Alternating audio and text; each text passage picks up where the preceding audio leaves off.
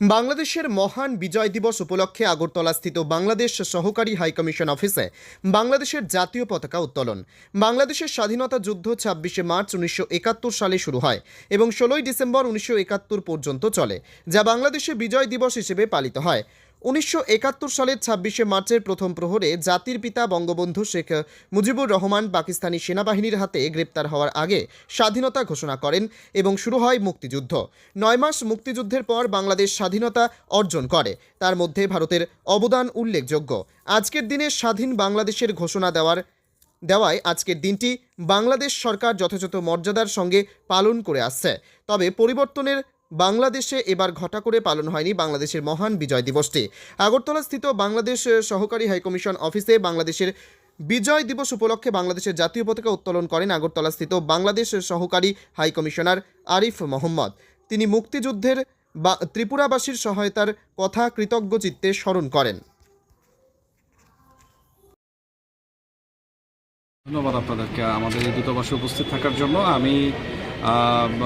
আমি আরিফ মোহাম্মদ, বাংলাদেশের সহকারী হাই কমিশনার।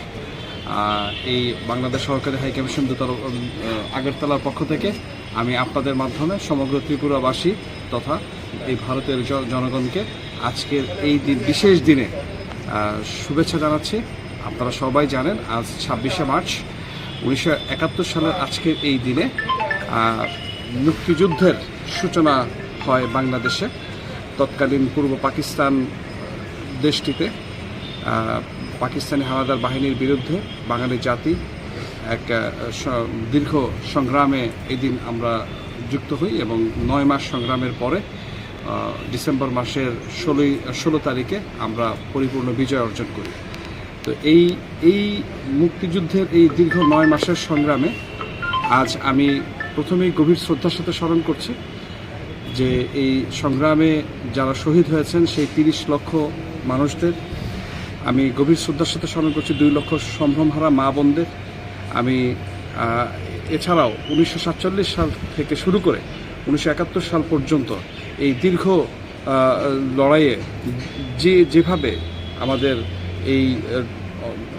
এই অর্জনের পিছনে অবদান রেখেছেন তাদের সকলকে আমরা গভীর শ্রদ্ধার সাথে কৃতজ্ঞতার সাথে স্মরণ করছি।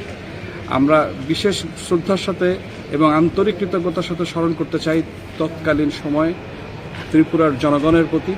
১৯৭১-এর মুক্তিযুদ্ধের সময় ত্রিপুরার জনগণ যেভাবে তাদের সব কিছু দিয়ে আমাদের পাশে দাঁড়িয়েছিল তাহা ভোলার নয়। আমরা সবসময় জাতি হিসেবে, বাংলাদেশি হিসেবে আমরা এই ত্রিপুরার এই অবদানকে কৃতজ্ঞতার সাথে স্মরণ করে আসছি। তো আজকের এই দিনেও আমাদের এই আনন্দের সময় এই ত্রিপুরার মাটিতে আমরা স্বাধীনতা দিবস উদযাপন করতে পেরে আমরা খুব গর্বিত। আমরা ত্রিপুরারই জনগণকে সাথে নিয়ে আজ সন্ধ্যার সময় আমরা রাজধানীর হোটেল পোলো টাওয়ার্সে আমরা একটি রিসেপশন করতে যাচ্ছি। তো সেখানেও আশা করি আমাদের জনগণের সর্বস্তরের মানুষজন উপস্থিত থাকবেন। ধন্যবাদ।